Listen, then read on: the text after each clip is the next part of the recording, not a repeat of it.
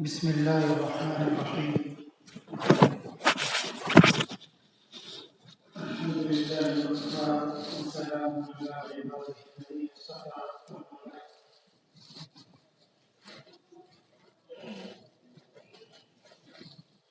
اللہ رب العزت نے انسان کو پیدا کیا اور بہت ہی خوبصورت انداز میں پیدا کیا. خود اللہ تعالیٰ نے قرآن کریم کے اندر اس کا تذکرہ کرتے ہوئے فرمایا وَلَقَدْ خَلَقْنَا الْإِنسَانَ فِي أَحْسَنِ تَقْوِيمٍ، اور ہم نے انسان کو خوبصورت تر سانچے کے اندر ڈھال کے پیدا کیا ہے. یعنی اور مخلوقات کے مقابلے میں انسان کی جو بناوٹ ہے جسم جسے کے اعتبار سے وہ انتہائی خوبصورت ہے، جاذب نظر ہے. پھر اس انسان کو بنانے کے بعد اللہ تعالیٰ نے اس کے اندر مختلف چیزیں رکھی ہیں اور ان چیزوں کا تضاد بھی انسان کے اندر رکھا.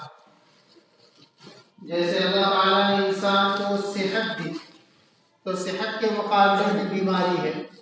اللہ تعالیٰ نے انسان کو سکون دیا، سکون کے مقابلے میں الجھنیں ہیں. اللہ تعالیٰ نے ایک خوشی کا احساس دیا ہے تو اس کے مقابلے میں غم ہے. اسی طریقے سے اللہ تعالیٰ نے محبت کا جذبہ دیا ہے تو اس کے مقابلے میں نفرت ہے. پھر ان تمام چیزوں کو شریعت کے دائرے میں رکھا ہے.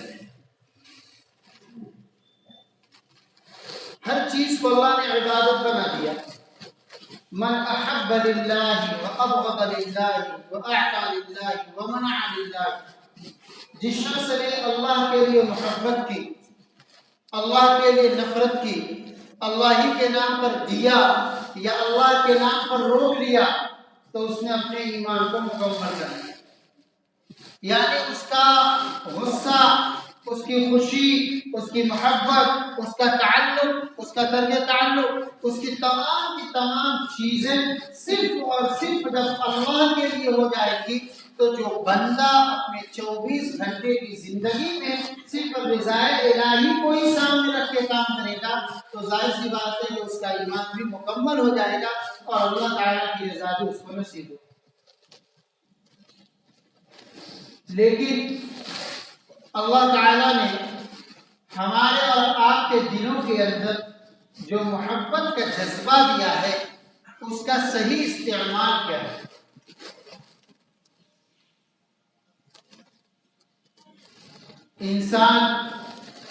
انسان ہونے کے ناطے بہت ساری چیزوں سے محبت کرتا ہے.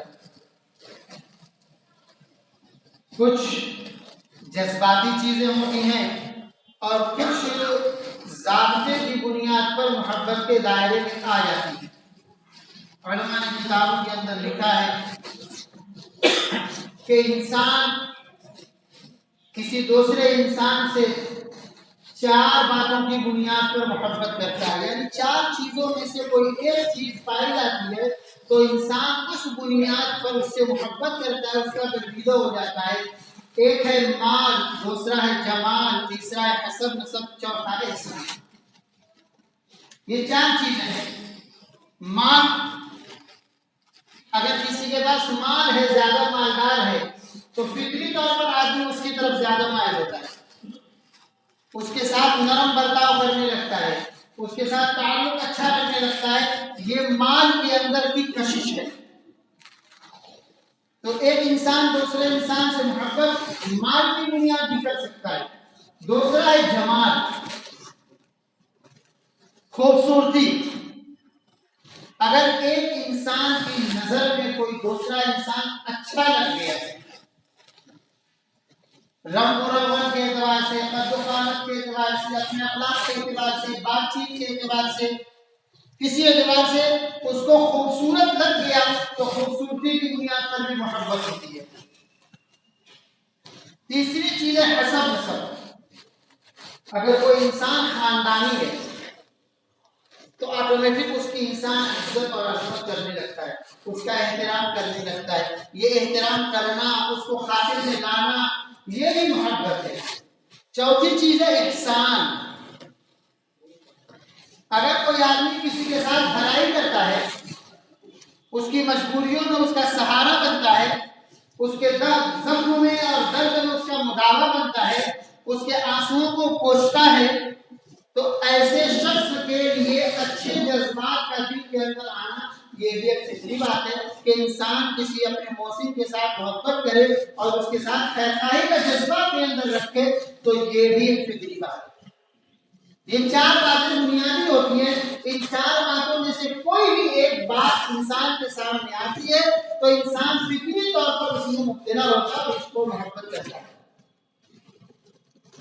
اب ہمارے اندر جو جذبہ عشق محبت ہے، اللہ تعالیٰ نے جو الفت کا جذبہ رکھا ہے، اس کا تعلق باپ سے بھی ہوتا ہے، اس کا تعلق ماں سے بھی ہوتا ہے، اس کا تعلق اپنی اولاد سے بھی ہوتا ہے، اس کا تعلق اپنے بیوی بچوں کے ساتھ بھی ہوتا ہے، اس کا تعلق بھائی بہنوں کے ساتھ بھی ہوتا ہے، اس کا تعلق گھر خاندان والوں سے بھی ہوتا ہے، اس کا تعلق ذات برادری سے بھی جڑتا ہے، محلے والوں سے جڑتا ہے، علاقے والوں سے جڑتا ہے، اس کے بعد اس کا دائرہ وسیع تر ہوتا چلا جاتا ہے۔ ان تمام چیزوں کے اندر محبت کو ایک معیار تک رکھنا ہے، حد تک رکھنا ہے۔ حضور اکرم صلی اللہ علیہ وسلم نے فرمایا احبب حبیبک حبا ما عسى ان يكون بغيضك يوما ما وابغض بغيضك بغضا ما عسى ان يكون حبيبك يوما ما۔ سرکار عالم صلی اللہ علیہ وسلم نے اتنا بہترین ضابطہ بیان کیا، محبت اور نفرت کا اتنا بہترین ضابطہ بیان کیا، انسان اگر اس کو زندگی میں لے کر کے چلے گا تو پھر وہ ذاتی کرب اور اذیت کا شکار نہیں ہوگا۔ فرماتے ہیں احبب حبیبک حبا ما، تم اپنے دوست سے ایک حد تک محبت رکھو، تعلق رکھو، لیکن محبت کو ایک حد تک رکھو، اس کو حد سے گزرنے مت دو۔ عسى ان يكون بغيضك يوما ما، ہو سکتا ہے کہ وہ کسی دن تمہارا دشمن بن جائے۔ اگر حد سے زیادہ اس کو اپنے دل میں جگہ دو گے، اپنے دماغ میں اس کو جگہ دو گے، اپنی سوچ میں اس کو جگہ دو گے، اپنے خیالات میں اس کو بساؤ گے، اور جس دن دونوں میں تفریق اور جدائی ہو جائے گی تو وہ تمہارے لیے انتہائی اذیت کا سبب بن جائے گی۔ اس کے اپوزٹ کیا فرمایا؟ عبد البغیض کا بغض۔ تو کسی سے دشمنی اگر رکھ رہے ہو کسی بنیاد پر، انسان ہے، ناچاپی ہو گئی، نا اتفاقی ہو گئی، انبن ہو گئی، دونوں میں نہیں بن رہی ہے، دونوں میں پٹری نہیں کھا رہی ہے، تو ٹھیک ہے بہت زیادہ تمہارے اوپر پریشر نکالا جائے گا، مگر اپنے اس تعلق کو بھی جو عداوت کا، دشمنی کا، نفرت کا تعلق ہے، اس کو بھی تم ایک حد کے اندر رکھو، دشمنی میں حد سے زیادہ مت نکلو، کہیں ایسا نہ ہو کہ تمہیں کسی دن مجبوری آ پڑے اس سے تعلق قائم کرنے کی، تو تعلق قائم کرنے میں بھی تم کو دشواری یا کسی بنیاد پر اگر وہ تمہارا دوست بن گیا اور سامنا کرنا پڑ گیا تو تم سامنا نہیں کر پاؤ۔ اس لیے دوستی انسان عام انسانوں کے ساتھ اس میں بھی تعلقات کو ایک حد تک رکھنے کو فرمایا، اور دشمنی اگر ہے، نفرت ہے، تو اس کو بھی ایک حد تک رکھنے کو فرمایا، لیکن اس سے ہٹ کر کے حضور اکرم صلی اللہ علیہ وسلم کے ساتھ اگر عشق و محبت ہے تو اس کے لیے کوئی لمٹ مقرر نہیں۔ خود حضور اکرم صلی اللہ علیہ وسلم کا ارشاد مبارک موجود ہے لا يؤمن احدكم حتى اكون احب اليه من والده وولده والناس اجمعين، تم میں سے کسی آدمی کا مکمل ایمان نہیں ہو سکتا، اس کا ایمان پورا نہیں ہو سکتا، اس کا ایمان کھڑا نہیں ہو سکتا جب تک کہ میں بذات خود اس کی ماں، اس کے باپ، اس کے بھائی، اس کے تمام رشتے دار، اس کی اولاد، اس کی نسل، اس کے دوست، تمام لوگوں سے زیادہ محبوب ترین جب تک نہیں بن جاؤں گا تب تک اس کا ایمان پورا نہیں ہو سکتا۔ اگر انسان کسی سے محبت کرتا ہے اس لیے کہ وہ مالدار ہے تو اس کے لیے بیسٹ آپشن یہ ہے کہ حضور اکرم صلی اللہ علیہ وسلم کے ساتھ اپنے محبت کا تعلق جوڑے، اس لیے کہ مال کے مقابلے میں حضور اکرم صلی اللہ علیہ وسلم سے زیادہ سخی آدمی دنیا کے اندر نہیں گزر سکتا۔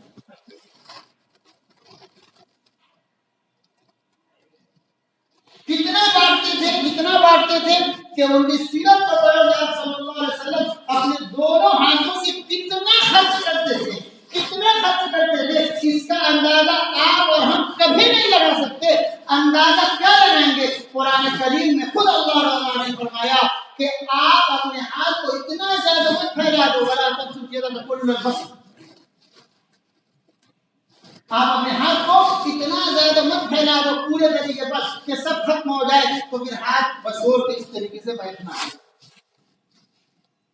اتنا زیادہ حضور اکرم صلی اللہ علیہ وسلم خرچ کرتے تھے۔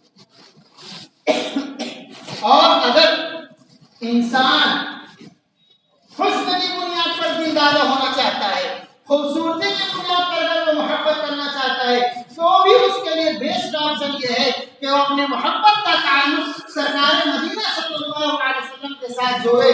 حضرت حسان بن ثابت رضی اللہ تعالیٰ عنہ، جن کو کہتے ہیں کہ وہ حضور اکرم صلی اللہ علیہ وسلم کی مدحت کرنے میں سب سے آگے تھے، وَأَحْسَنَ مِنْكَ لَمْ تَرَقَتْ عَيْنِي وَأَجْمَلَ مِنْكَ لَمْ تَلِدِ النِّسَاءُ خلقت مبرعا من كل عيب كأنك قد خلقت كما تشاء۔ حضرت حسان بن ثابت رضی اللہ تعالیٰ عنہ کا یہ شعر کتنا زبردست ہے۔ حضور اکرم صلی اللہ علیہ وسلم کی تعریف کے اندر فرماتے ہیں وَأَحْسَنَ مِنْكَ لَمْ تَرَقَتْ عَيْنِي، آپ سے زیادہ خوبصورت، آپ سے زیادہ وجیح، آپ سے زیادہ حسن و جمال والا کبھی کسی آنکھ نے نہیں دیکھا۔ وَأَجْمَلَ مِنْكَ لَمْ تَلِدِ النِّسَاءُ، اور نہ ہی آپ سے خوبصورت کسی عورت نے آج تک کسی بچے کو جنم دیا۔ خلقت مبرعا من كل عیب، آپ ہر قسم کے عیب سے، نقص سے، کمی سے بالکل پاک پیدا کیے گئے۔ كأنك قد خلقت كما تشاء، گویا کہ آپ کو اللہ نے ایسے ہی پیدا کیا بنا کر کے جیسا آپ چاہتے تھے۔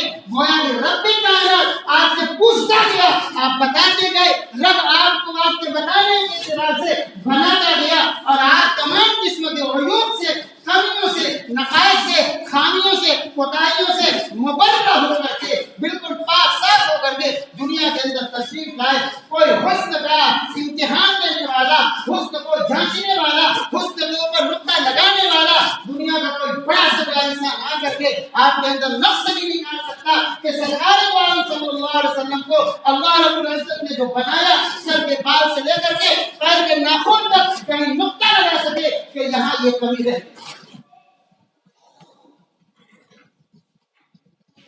کیسی زلفیں تھی، کیسی پیشانی تھی، کیسی ناک تھی، کیسے رخسار تھے، کیسے ہونٹ تھے، داڑھی کیسی تھی، کتنے بال اپنے عمر تک سفید ہوئے، گلا کیسا، پیٹ کیسا، سینہ کیسا، پیٹھ کیسی، ہاتھ کیسے، انگلیاں کیسی، کلائی کیسی، تمام چیزوں کو صحابہ کرام نے دیکھا، اور دیکھ کر کے لوگوں سے بیان کیا، اور بیان کرنے والوں نے قلم بند کیا اور قلم بند کر کے ہم تک پہنچایا۔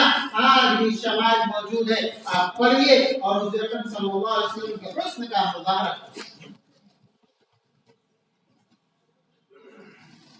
اگر کوئی آدمی حسب نسب کی بنیاد پر، خاندانیت کی بنیاد پر محبت کرنا چاہتا ہے، تو بھی اس کے لیے بیسٹ آپشن ہے کہ اپنے محبت کا تعلق سرکار مدینہ صلی اللہ علیہ وسلم کے ساتھ جوڑے کہ آپ کا نسب قریش میں سب سے عمدہ نسب تھا۔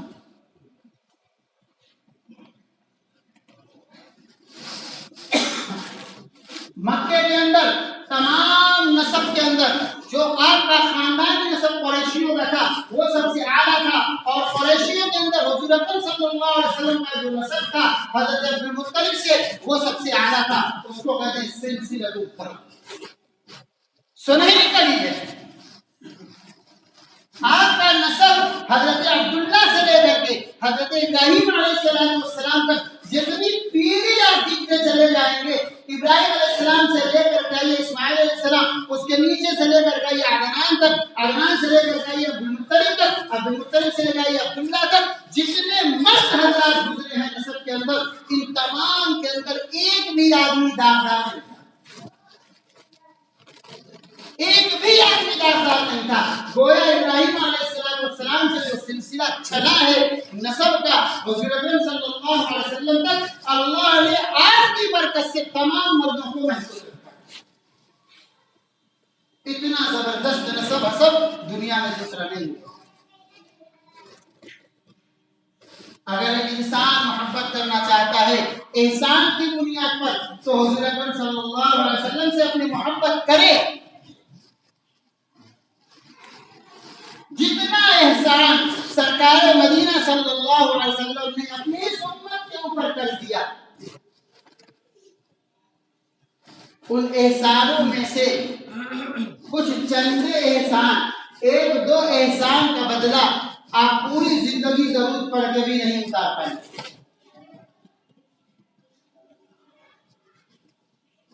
انسان عام حالات کے اندر دوسروں کے ساتھ خیر خواہی کا جذبہ رکھ سکتا ہے.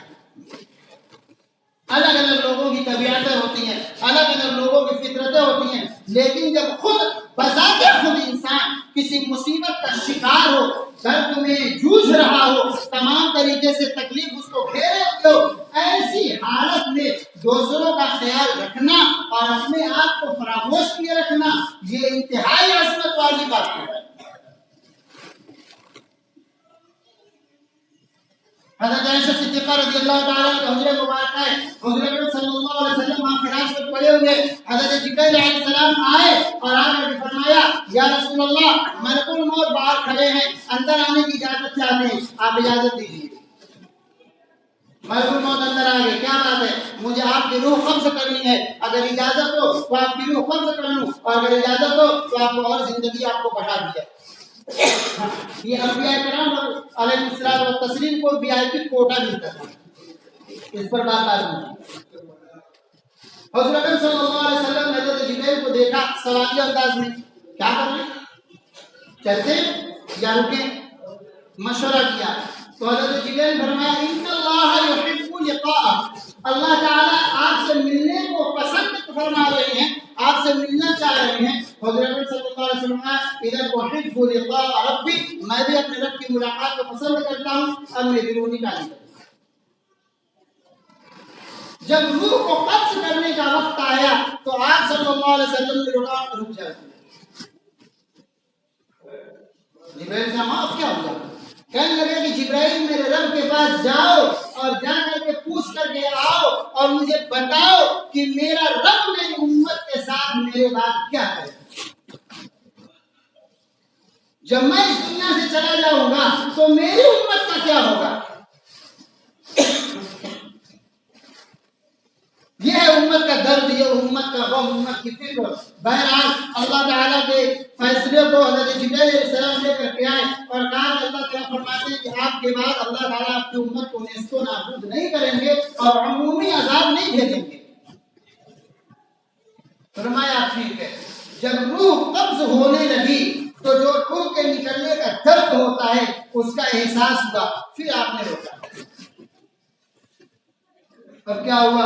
کہلے روح کے نکلنے میں جو تکلیف ہو رہی ہے کیا یہ ہر انسان کو ہوتی ہے؟ فرمایا آپ تو سید الانبیاء والمرسلین ہیں، آپ کو کہاں تکلیف ہو رہی ہے؟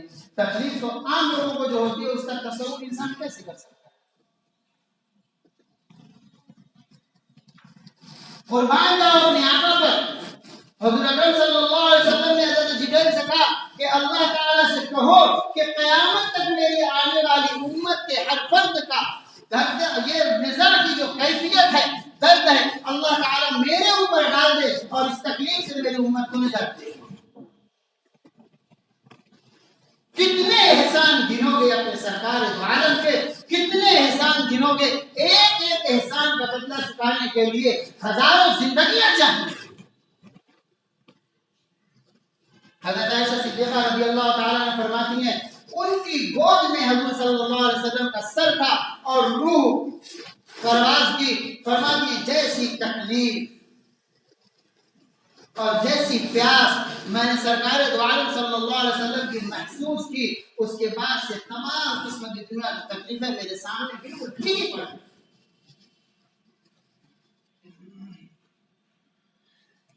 دنیا میں انسان کسی کے ساتھ تعلق قائم کر سکتا ہے، وہاں سے غداری ہو سکتی ہے، وہاں سے بے وفائی ہو سکتی ہے، وہاں سے درد تعلق ہو سکتا ہے، وہاں سے دل دکھ سکتا ہے، وہاں سے آنکھیں بھیگ سکتی ہیں، لیکن ایک انسان جب اپنی محبت کا تعلق سرکار مدینہ صلی اللہ علیہ وسلم سے جوڑتا ہے تو وہاں سے نہ غداری ہے، نہ بے وفائی ہے، نہ درد تعلق ہے، نہ روح کا مینا ہے، نہ آنکھوں کا نم